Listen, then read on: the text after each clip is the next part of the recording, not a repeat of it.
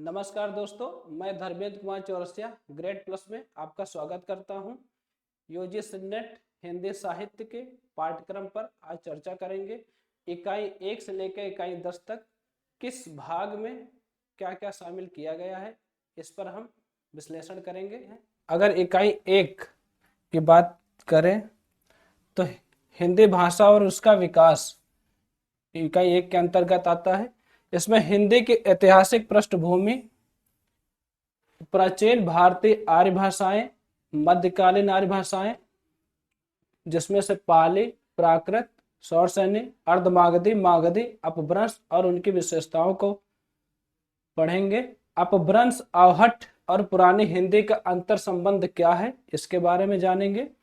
आधुनिक भारतीय आर्य भाषाएं और उनका वर्गीकरण, हिंदी की भौगोलिक विस्तार, हिंदी की उपभाषाएं, पश्चिमी हिंदी, पूर्वी हिंदी, राजस्थानी, बिहारी तथा पहाड़ी वर्ग और उनकी बोलियां, कौन सी बोली किस क्षेत्र में बोली जाती है, कौन सी भाषा किस राज्य में, हिंदी की उपबोलियां क्या हैं, उनकी उपभाषाएं क्या हैं, इसके बारे में विस्तार से अध्ययन करेंगे।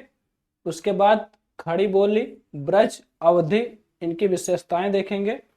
हिंदी के विविध रूप जिसमें से हिंदी, उर्दू, दक्षिणी हिंदी यानी कि हिंदुस्तानी, हिंदी का भाषिक स्वरूप क्या है।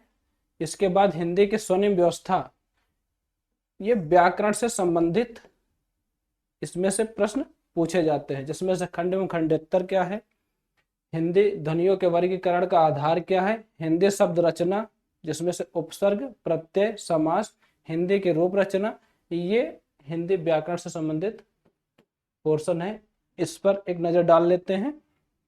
उसके बाद मानक भाषा, राजभाषा, राष्ट्रभाषा और संपर्क भाषा क्या है, इसके बारे में देखेंगे। संचार माध्यम और हिंदी, कंप्यूटर और हिंदी, हिंदी की संवैधानिक स्थिति, किस अनुच्छेद में हिंदी के बारे में बात किया गया है। अनुच्छेद 343 से 351 तक, अनुच्छेद में 343 से 351 तक हिंदी की स्थिति की बात है। उसके बाद देवनागरी लिपि, उनकी विशेषताएं और मानकीकरण। इसके बाद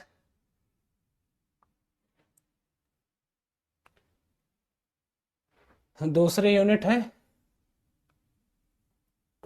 यूनिट है हिंदी साहित्य का इतिहास। इसके अंतर्गत हिंदी साहित्य इतिहास दर्शन और हिंदी साहित्य के इतिहास लेखन की पद्धतियां, जिनमें से मुख्यतः 3 पद्धतियां शामिल हैं, जिसमें से विधेयवादी, वर्णानुक्रम, कालानुक्रम और वैज्ञानिक पद्धति, 4 पद्धतियां हैं। विधेयवादी पद्धति रामचंद्र शुक्ल का है और वैज्ञानिक पद्धति का इतिहास लेखन गणपति का वैज्ञानिक इतिहास, इससे संबंधित हिंदी साहित्य के इतिहास की किताब है। इसके आगे हिंदी साहित्य का काल विभाजन क्या है और उनका नामकरण किन विद्वानों ने किस नाम से उनको पुकारा है। आदिकाल की विशेषताएं एवं साहित्यिक प्रवृत्तियां क्या हैं। रासो साहित्य, आदिकालीन हिंदी का जैन साहित्य, सिद्ध साहित्य, नाथ साहित्य। इसके साथ साथ अमीर खुसरो की हिंदी, अमीर खुसरो को खड़ी बोली का पहला कवि माना जाता है। कविता, अमीर खुसरो की हिंदी कविता, विद्यापति और उनकी पदावली तथा लौकिक साहित्य। उसके बाद भक्ति काल को पढ़ेंगे। ग्रियर्सन ने भक्ति काल को स्वर्ण युग कहा है। भक्ति काल के अंतर्गत हिंदी भक्ति आंदोलन के उदय के सामाजिक सांस्कृतिक कारण क्या है, भक्ति आंदोलन का अखिल भारतीय स्वरूप क्या है, अंतः प्रादेशिक वैशिष्ट विशेषताएं क्या हैं, भक्ति काव्य की सामाजिक सांस्कृतिक पृष्ठभूमि, अलवार संत की क्या भूमिका रही है हिंदी में भक्ति आंदोलन के उदय में, और भक्ति काव्य के प्रमुख संप्रदाय एवं उनका वैचारिक आधार पढ़ेंगे। निर्गुण और सगुण के अंतर्गत कौन से कवि और उनका कौन सा काव्य आता है, इसके बारे में पढ़ेंगे। इसी के अंतर्गत हम लोग रीत काल पढ़ेंगे। रीत काल के बाद हिंदी साहित्य के इतिहास के अंतर्गत इस रीत काल का सामाजिक और सांस्कृतिक पृष्ठभूमि क्या है, रेत काल के प्रमुख प्रवृत्तियां कौन कौन सी हैं? रेतबद्ध, रेत सिद्ध और रेत मुक्त काव्य के अंतर्गत कौन से कवि आते हैं और इन कवियों का आचारत्व कैसा है, इसके बारे में अध्ययन करेंगे। रेत काल के प्रमुख कवि और उनका काव्य। आधुनिक काल, आधुनिक काल के अंतर्गत अभी तक हम लोग काव्य का विकास पढ़ रहे थे। आधुनिक काल से काव्य के साथ साथ गद्य के विकास के बारे में हम लोग जानेंगे। इसके बाद हिंदी गद्य का उद्भव और विकास। भारतेंदु पूर्व हिंदी गद्य 1857 की क्रांति और सांस्कृतिक पुनर्जागरण कैसे हुआ, इनके आधार कौन कौन से थे, इसके बारे में विस्तार से देखेंगे। भारतेंदु और उनका युग। पत्रकारिता का आरंभ और 19वीं शताब्दी की हिंदी पत्रकारिता। आधुनिकता की अवधारणा। आधुनिकता के अंतर्गत कौन कौन से बिंदु आते हैं, इसके बारे में हम लोग देखेंगे। द्विवेदी युग। महावीर प्रसाद द्विवेदी, जिनके नाम पर द्विवेदी युग पड़ा, इनका युग देखेंगे। हिंदी नवजागरण और सरस्वती पत्रिका। 1903 में महावीर प्रसाद द्विवेदी ने सरस्वती पत्रिका का संपादन किया। हिंदी भाषा के विकास में सरस्वती पत्रिका का महत्वपूर्ण योगदान है। राष्ट्रीय काव्य क्या है? इस काव्य के मुख्य कवि कौन है? स्वच्छंदतावाद और उनके प्रमुख कवि कौन हैं? इसके बाद आता है महत्वपूर्ण बिंदु छायावाद। छायावाद के अंतर्गत 4 कवि आते हैं। प्रसाद, सुमित्रानंदन पंत, महादेवी वर्मा और निराला। इन्हें छायावाद का स्तंभ कहा जाता है। और छायावाद काव्य की विशेषताएं क्या हैं और छायावाद के प्रमुख कवि कौन कौन से हैं, इनके अलावा और कौन से कवि हैं, इसी के अंतर्गत देखना है। प्रगतिवाद की अवधारणा क्या है? प्रगतिवादी काव्य और उनके प्रमुख कवि। प्रयोगवाद और नई कविता। नई कविता के कवि कौन हैं और समकालीन कविता 2000 तक। लेकिन यूजीसी नेट में 2000 के बाद के कवियों और उनकी रचनाओं के बारे में पूछा जाता है। समकालीन साहित्यिक पत्रकारिता, इसके बारे में देखेंगे। इसके आगे हिंदी उपन्यास के विकास के बारे में देखेंगे। भारतीय उपन्यास की अवधारणा क्या है? प्रेमचंद एक मुख्य उपन्यासकार हैं जिन्हें कृषक जीवन से संबंधित उपन्यास लिखा है। गोदान, ये महा उपन्यास कह सकते हैं इसे। इसमें भारतीय कृषक के जीवन पर आधारित एक उपन्यास है। इसके बाद भारतेंदु पूर्व उपन्यास क्या है? भारतेंदु, प्रेमचंद और उनका युग, इसके बारे में पढ़ेंगे। प्रेमचंद के बाद वाले उपन्यास 2000 तक, लेकिन पूछा इसके बाद कभी जाता है। हिंदी कहानी, हिंदी कहानी का उद्भव और विकास पढ़ेंगे। 20वीं सदी की हिंदी कहानी और प्रमुख कहानी आंदोलन, प्रमुख कहानीकार के बारे में देखेंगे। हिंदी नाटक, हिंदी नाटक और रंगमंच विकास के चरण। भारतेंदु युग, प्रसाद युग, प्रसादोत्तर युग और स्वतंत्रता के बाद साठोत्तर युग और नया नाटक। इनकी नाटक कृतियां कौन कौन सी, कौन कौन नाटककारों ने कौन कौन से नाटक लिखे, इसके बारे में हम देखेंगे। 2000 तक देखना है। हिंदी एकांकी, हिंदी रंगमंच और विकास के चरण। हिंदी का लोक रंगमंच, नुक्कड़ नाटक। इसके बाद हिंदी निबंध, हिंदी निबंध के अंतर्गत उसका उद्भव और विकास पढ़ेंगे कि कौन से प्रमुख निबंधकार हैं जो हिंदी साहित्य में प्रमुख स्थान रखते हैं। हिंदी आलोचना, हिंदी आलोचना में उद्भव विकास, आलोचना और उनके विविध प्रकार। प्रमुख आलोचक, आलोचना से संबंधित हिंदी साहित्य की पुस्तकों से संबंधित कौन से विचारक हैं जिन्होंने पुस्तकें लिखी, इसके क्रम में इनका प्रकाशन वर्ष, उनकी पुस्तकों को अक्सर पूछा जाता है। हिंदी की अन्य गतिविधियों में रेखा चित्र, संस्मरण, यात्रा साहित्य, आत्मकथा, जीवनी और रिपोर्टाज। रिपोर्टाज के अलावा डायरी लेखन से संबंधित प्रश्न पूछे जाते हैं। हिंदी का प्रवासी साहित्य, अवधारणा एवं प्रमुख साहित्यकार। प्रवासी साहित्य का मतलब होता है कोई भी भारतीय जो विदेश में जाकर बसा, उसके बाद हिंदी साहित्य लेखन में अपनी रुचि लेने लगा, उसी को प्रवासी साहित्य के अंतर्गत रखा जाता है। इसके आगे इकाई 3 में साहित्य शास्त्र को पढ़ते हैं। इसमें 2 भाग हैं, एक भारतीय काव्य शास्त्र और पाश्चात्य काव्य शास्त्र। भारतीय काव्य शास्त्र के अंतर्गत काव्य के लक्षण क्या है, काव्य हेतु क्या है, काव्य प्रयोजन, ऐसे कौन से कारण हैं जिनसे कवियों ने कविता लिखना शुरू किया। इसके बाद प्रमुख संप्रदाय और सिद्धांत कितने हैं, 10 सिद्धांत हैं। रस सिद्धांत, अलंकार सिद्धांत, रीत सिद्धांत, ध्वनि सिद्धांत, वक्रोक्त सिद्धांत और औचित्य सिद्धांत। इसके बाद रस निष्पत्ति और साधारणीकरण पर बात होगी। शब्द शक्ति क्या है, काव्य के गुण कौन कौन से हैं, काव्य के दोष किसे मानना है, कौन से आलोचक ने, कौन से साहित्य शास्त्रकारों ने किस काव्य के कितने दोष माने हैं, इसके बारे में विस्तार से देखेंगे। प्लेटो के काव्य सिद्धांत, यहाँ से पाश्चात्य काव्य शुरू होता है।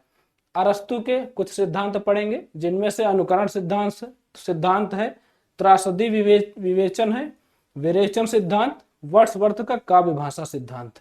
इसके बाद कॉलरिज की कल्पना क्या है और फैंटेसी क्या है, इस सिद्धांत को पढ़ेंगे। टी.एस. एलियट की निर्व्यक्तिकता का सिद्धांत, परंपरा की अवधारणा, आई.ए. रिचर्ड्स का मूल्य सिद्धांत। इसके बाद संप्रेषण का सिद्धांत और काव्य भाषा सिद्धांत, रूसी रूपवाद। इसके बाद नई समीक्षा, मिथक, फंतासी, कल्पना, प्रतीक और बिंब, इनके बारे में देखेंगे। आगे चलकर यूनिट 4 इसके बारे में देख लेते हैं। इकाई 4 है वैचारिक पृष्ठभूमि। भारतीय नवजागरण और स्वाधीनता आंदोलन की वैचारिक पृष्ठभूमि। स्वाधीनता आंदोलन के दौरान ऐसे कौन से विचार थे जो देश की आजादी के लिए महत्वपूर्ण भूमिका निभाई। हिंदी नवजागरण, हिंदी नए मायने में कहां से बदली, इनके बदलाव में भारतेंदु का क्या योगदान है, अन्य कवियों का योगदान है, इससे संबंधित इसमें प्रश्न पूछे जाते हैं। खड़ी बोली का विकास और उनके आंदोलन कैसे चला। और फोर्ट विलियम कॉलेज, 1800 ईस्वी में फोर्ट विलियम कॉलेज की स्थापना हुई, जो अंग्रेज अधिकारियों को हिंदी भाषा सिखाने के लिए मुख्यतः इसकी स्थापना की गई थी, जो हिंदी भाषा के विकास में बहुत महत्वपूर्ण भूमिका निभाई है। भारतेंदु और हिंदी नवजागरण, इसी के अंतर्गत पढ़ना है वैचारिक पृष्ठभूमि में। महावीर प्रसाद द्विवेदी और हिंदी नवजागरण, महावीर प्रसाद द्विवेदी सरस्वती पत्रिका, इसी के अंतर्गत पढ़ी जाती है। उसके बाद नवजागरण, गांधीवादी दर्शन, अंबेडकर दर्शन, इसके बाद लोहिया दर्शन। इसके बाद पाश्चात्य काव्य के कुछ दर्शन है पाश्चात्यवादी, जिसमें से मार्क्सवाद, मनोविश्लेषणवाद, अस्तित्ववाद, उत्तर आधुनिकतावाद, अस्मितामूलक विमर्श के अंतर्गत दलित, स्त्री, आदिवासी और अल्पसंख्यक विमर्श को पढ़ते हैं। आजकल महाविद्यालयों में, विश्वविद्यालयों में इन बिंदुओं पर दलित, स्त्री, आदिवासी और अल्पसंख्यक, इनके विमर्शों पर अधिकांश बच्चे पीएचडी कर रहे हैं। हिंदी साहित्य के 5वीं यूनिट है हिंदी कविता। हिंदी कविता में पहली है पृथ्वीराज रासो का रेवा तट, अमीर खुसरो की पहेलियां और मुकरियां शामिल हैं। विद्यापति की पदावली, पद संख्या 1 से 25 तक, और कबीर हजारी प्रसाद द्विवेदी, पद संख्या 160 से 209 तक। जाति ग्रंथावली में एक भाग पढ़ना है, जैसे नागवती वियोग खंड और सूरदास भ्रमर गीत सार, पद संख्या 21 से 70। और तुलसीदास की सबसे महत्वपूर्ण रचना है रामचरितमानस। रामचरितमानस में उत्तरकांड, 7वां कांड उत्तरकांड है। रामचरितमानस में 7 कांड है। 6 कांड में विभिन्न तरह के प्रश्न और शंकाएं जो उत्पन्न हुई हैं, इनका समाधान उत्तरकांड में मिलता है। और बिहारी सतसई का दोहा 1 से 50 तक पढ़ना है। घनानंद कवित्त और मेरा को इसके अंतर्गत पढ़ना है। आगे अयोध्या सिंह उपाध्याय हरिओद का प्रिय प्रवास, उसके बाद मैथिली शरण गुप्त की भारत भारती साकेत का नवम सर्ग, इसमें 2 रचनाएं लगी हुई है। जयशंकर प्रसाद का आंसू, कामायनी का श्रद्धा सर्ग, लज्जा सर्ग और इड़ा सर्ग। इसके बाद निराला के जूही की कली, जागो फिर एक बार, सरोज स्मृति, सरोज स्मृति इसमें शोक विरह का काव्य कहा जाता है। राम की शक्ति पूजा, ये हिंदी साहित्य में सबसे महत्वपूर्ण कविता मानी जाती है। इसमें अक्सर एक प्रश्न जरूर बनता है। अगली कविता है कुकुरमुत्ता, बांधो न नाव इस ठाव बंधु, सुमित्रा नंदन पंत की परिवर्तन और प्रथम रश्मि। अगली महादेवी वर्मा की कविताएं कुछ लगी हैं, जिनमें से बीन भी हूं मैं, तुम्हारी रागनी भी हूं, मैं नीर भरी दुख की बदली। उसके बाद विकल फिर विकल है प्राण मेरे, या मंदिर का दीप इसे नीरो जलने दो, ये दुत झरो जगत के जीर्ण पत्र। इसको आप सही कर लीजिए, ये पंत की कविता है, ये महादेवी की नहीं है, आप इसको सही कर लीजिएगा। रामधारी सिंह दिनकर की 2 रचनाएं हैं, जिसमें उर्वशी का तृतीय सर्ग है और रसमृति पूरी पढ़ना है। इसके बाद नागार्जुन के कालिदास, बादल को घेरते देखा, अकाल और उसके बाद खुरदरे पैर, शासन की बंदूक। नागार्जुन एक ऐसे कवि हैं जो सत्ता से डायरेक्ट विरोध करते हैं और इनका विरोध इनकी कविताओं में उभर कर सामने आता है। सच्चिदानंद हीरानंद वासयान की कुछ कविताएं हैं, जिनमें कल की बाजरे की, यह दीप अकेला और हरी घास पर क्षण भर। आगे देखते हैं, क्षण भर। और सच्चिदानंद वासयान अज्ञे के ही लंबी कविता है एक, असाध्य वीणा, महत्वपूर्ण कविता। इनमें से अक्सर प्रश्न पूछा जाता है, कितनी नावों में कितनी बार।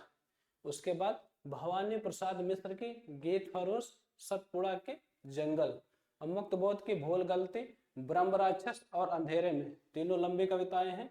इनकी पंक्तियों का क्रम अक्सर पूछा जाता है। धूमिल भी बहुत महत्वपूर्ण कवि हैं। नक्सलवाड़ी, मोचीराम, अकाल दर्शन, रोटी और संसद इनकी महत्वपूर्ण कविताओं में से एक है। इस कविता से संबंधित एक प्रश्न पूछा गया था कि रोटी और संसद कविता में कितने आदमियों का जिक्र है, तो रोटी और संसद में 3 आदमियों का जिक्र है। इसमें लिखते हैं कि एक आदमी रोटी बेलता है, एक आदमी रोटी खाता है, और एक ऐसा आदमी भी जो है न रोटी बेलता है न रोटी खाता, वो सिर्फ रोटी से खेलता है। इनकी मुख्य कविताएं हो गई।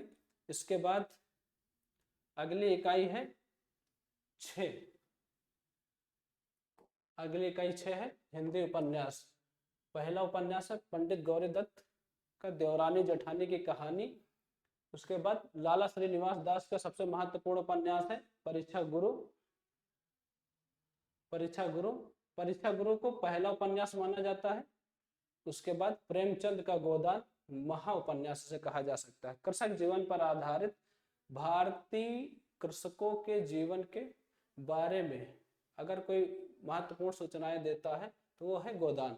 उसके बाद अज्ञेय की शिखर एक जीवनी। कुछ आलोचकों का ऐसा मानना है कि अज्ञेय की ये खुद की जीवनी है। शेखर एक जीवनी भाग 1 हमारे पाठ्यक्रम में लगी हुई है। हजारी प्रसाद द्विवेदी की है बाण भट्ट की आत्मकथा। उसके बाद फणीश्वर नाथ रेणु का आंचलिक उपन्यास मैलांचल, जिसका प्रकाशन वर्ष है 1954।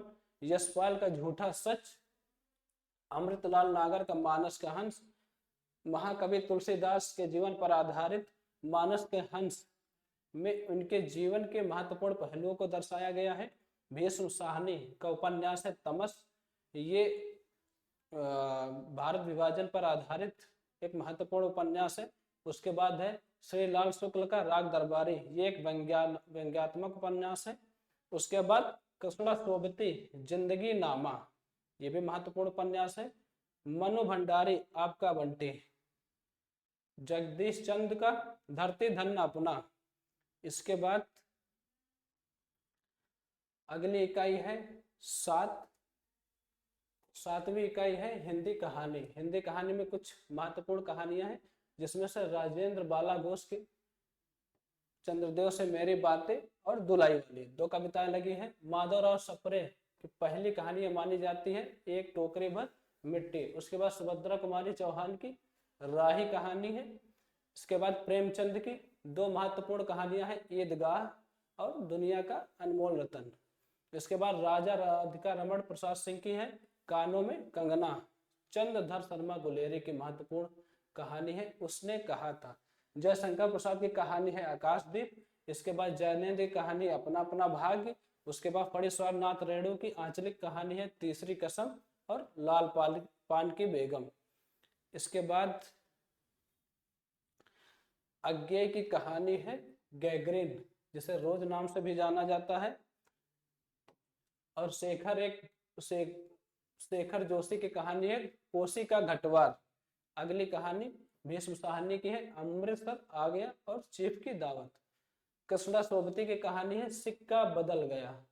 हरिशंकर परसाई की व्यंग्यात्मक कहानी है इंस्पेक्टर माता दी चांद पर।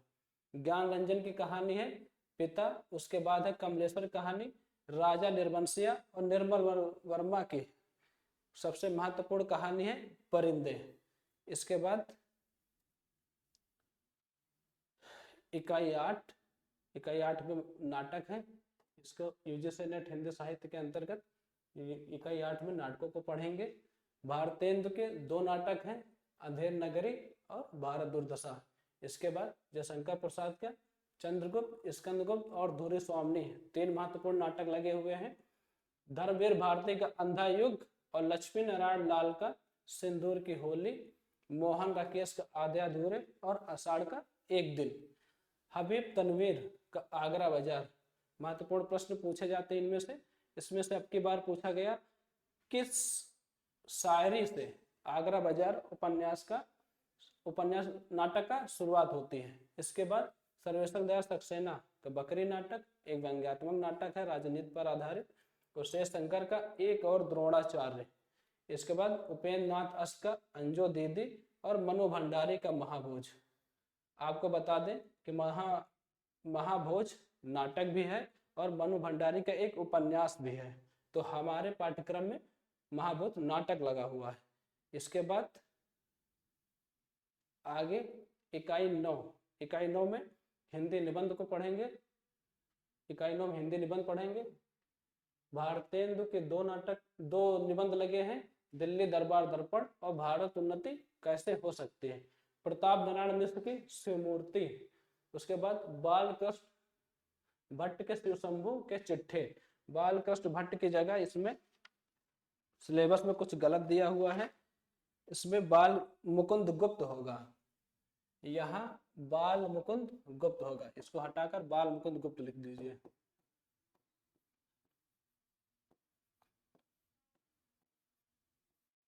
बाल मुकुंद गुप्त, शिवशंभु के चिट्ठे। इसके बाद रामचंद्र शुक्ल का सबसे महत्वपूर्ण निबंध है कविता क्या है। इसके बाद हजारी प्रसाद द्विवेदी नाखून क्यों बढ़ते हैं। नाखून क्यों बढ़ते हैं के लेखन के कारण बताते हैं। हजारी प्रसाद द्विवेदी की उनकी छोटी सी पुत्री ने एक दिन पूछा कि पापा हमारे नाखून क्यों बढ़ते हैं। उसके जवाब में उन्होंने नाखून क्यों बढ़ते हैं पूरा निबंध लिख लिया। विद्यानिवास मिश्र का मेरे राम का मुकुट भीग रहा है। उसके बाद अध्यापक पूर्ण सिंह एक मुख्य निबंधकार हैं जिनके 6 निबंध हैं, लेकिन 6 निबंध के लिखने के बाद ही निबंधकारों में अपना महत्वपूर्ण स्थान बनाया है। मजदूरी और प्रेम इसके अंतर्गत पढ़ना है। कुबेर नाथ राय का है उत्तरा फाल्गुनी के आसपास और विवेकी राय का है उठ जाग मुसाफिर और नामवर सिंह का संस्कृति और सौंदर्य। इसके बाद आखिरी इकाई यूनिट 10 में अन्य गतिविधियां लगी हुई हैं। अन्य गतिविधियां में राम वृक्ष वेनीपुरी की माटी की मूर्ति एक संस्मरण है। महादेवी वर्मा का ठाकुरी बाबा ये भी संस्मरण है। तुलसीदास की मुर्दहिया ये आत्मकथा है। शिवरानी देवी जो कि प्रेमचंद की पत्नी है और महत्वपूर्ण लेखिका भी है, इनकी एक जीवनी है प्रेमचंद की जिन्होंने शिवरानी देवी लिखा है। मनु भंडारी एक कहानी या भी। उसके बाद विष्णु प्रभाकर आवारा मसीहा शरद चंद्र चटर्जी के जीवन पर आधारित एक महत्वपूर्ण जीवनी है यह। हरिवंश राय बच्चन कि क्या भूलूं क्या याद करूं एक आत्मकथा है जो 4 भागों में विभाजित है। रमणिका गुप्ता की आपहुदरी एक स्वच्छंद रचना जो 2015 में प्रकाशित हुई और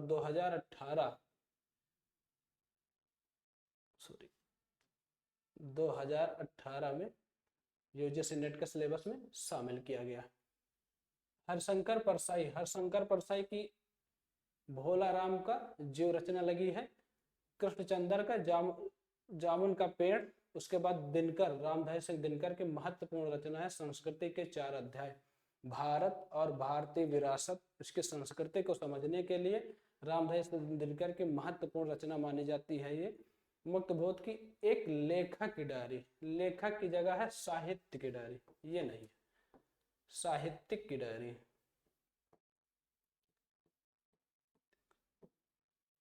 साहित्यिक की डायरी।